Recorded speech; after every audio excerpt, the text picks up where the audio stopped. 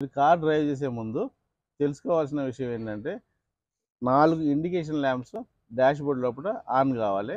Engine start చేయంగానే ఆ 4 indication lamps of కావాలి.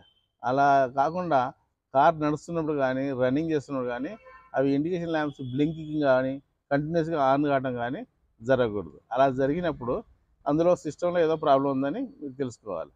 ఇందులో ముఖ్యంగా ముందు ఇంజిన్ ఆయిల్ ఇండికేషన్ ల్యాంప్ గురించి మనం ఈరోజు మాట్లాడదాం. ఇగ్నిషన్ ఆన్ చేసినప్పుడు ఈ ఇండికేషన్ ల్యాంప్స్ ఆన్ కావాలి. ఒకసారి ఆన్ అయినాక కార్ స్టార్ట్ చేసినప్పుడు ఆ ఇండికేషన్ ల్యాంప్స్ అన్నీ ఆఫ్ కావాలి. అలా జరిగినప్పుడు ఆ పర్టికులర్ ప్రాబ్లం ఏదో ఉన్నదని మీరు గ్రహించాలి.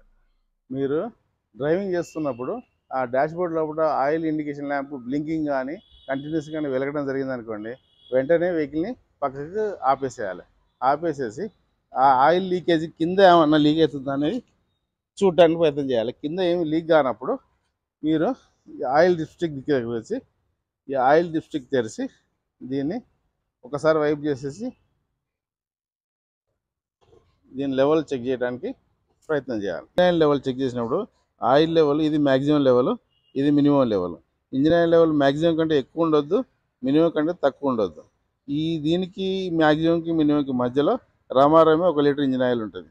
ఒకవేళ దీనికి ఈ లెవెల్కి తక్కువ ఉన్నచ్చో మీరు ఇంజిన్ ఆయిల్ తెప్పించేసి ఇందులో టాప్అప్ చేయడానికి ప్రయత్నం చేయాలి.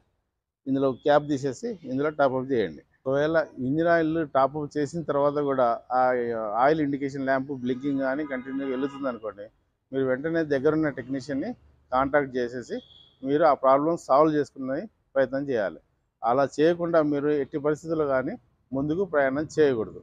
అలా చేసినప్పుడు ఇంజిన్ డ్యామేజ్ కావచ్చు, ఇంజిన్ సీజ్ కావచ్చు, లేకపోతే ఇంజిన్ ఒరిజినాలిటీ పోతుంది, మీకు అన్నెసెసరీ వృధా ఖర్చు కూడా పెరుగుతుంది.